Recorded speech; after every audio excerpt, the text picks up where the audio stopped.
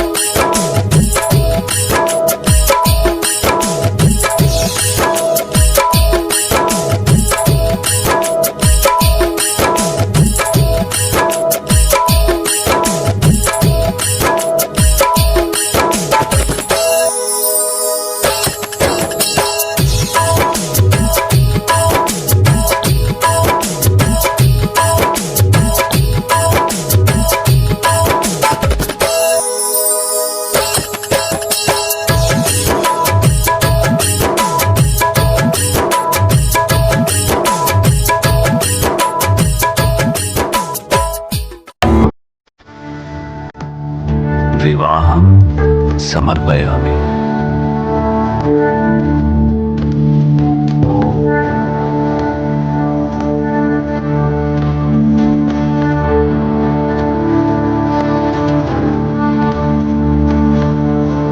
प्रेम ने जीत लिया था, पर एक और हृदय आज भी मौन था। पिता की खुशी का मूल क्या कभी संतोष देगा?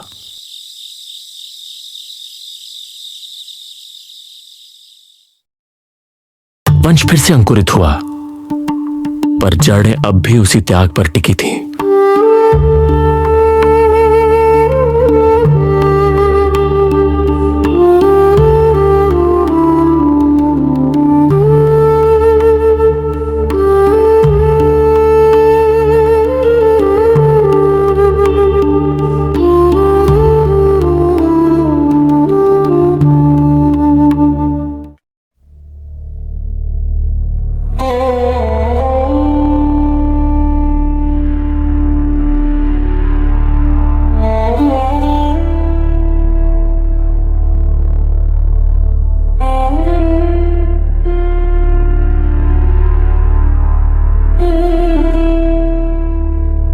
भीष्म, मैं ऋणी हूं तेरा।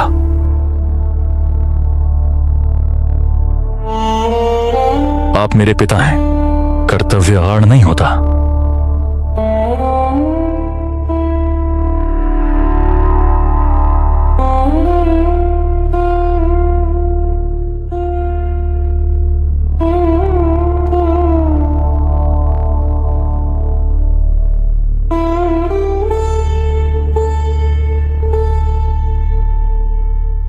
राजा चला गया, पर धर्म का भार एक पुत्र के कंधों पर और भारी हो गया।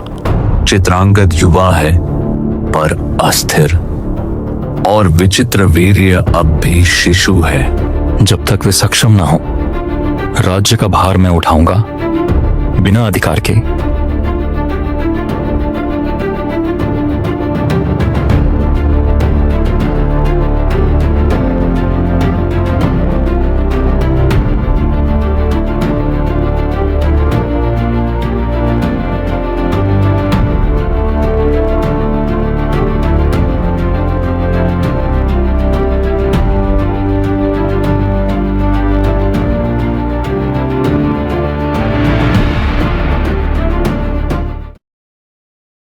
सत्यवती और शांतनु के पुत्र चित्रांगद सिर्फ नाम ही नहीं, स्वभाव भी तेजस्वी।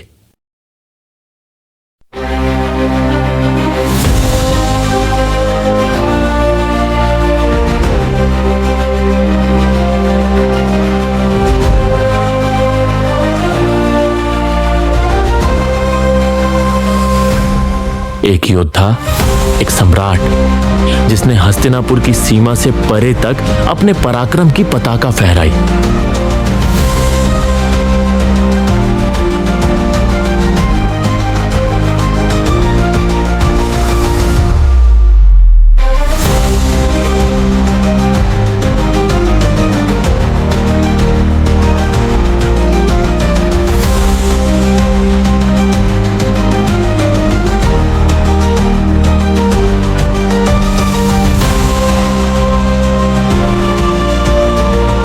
ये दिग्विजय कोई आक्रामकता नहीं थी, ये आर्य परंपरा का पालन था।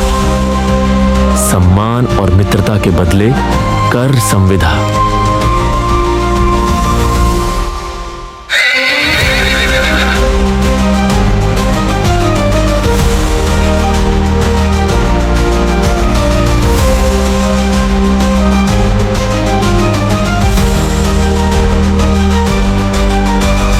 चित्रांगद का यश बढ़ता गया, इतना कि वो नाम अब आकाश में गूंजने लगा।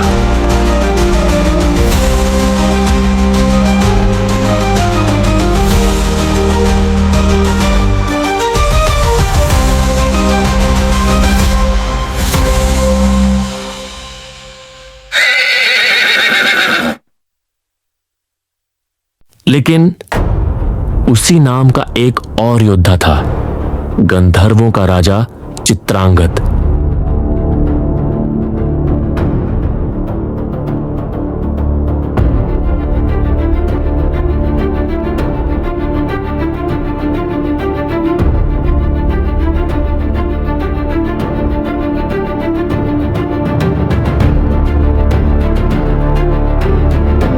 मैं नहीं सह सकता कि कोई और मेरे समान नाम और पराक्रम रखे।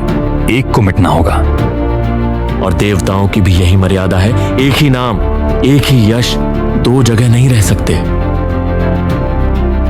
गंधर्व चित्रांगद ने चुनौती दी न हस्तिनापुर को, न भीष्म को, बल्कि उसी क्षत्रिय को जिसका नाम भी चित्रांगद था।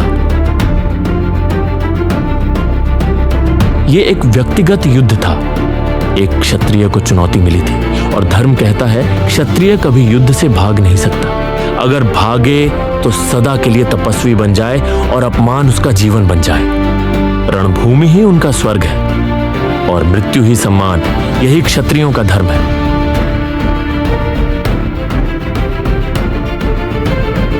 एक नाम, दो यशस्वी योद्धा, परंतु ये सृष्टि एक ही को स्वीकार करेगी।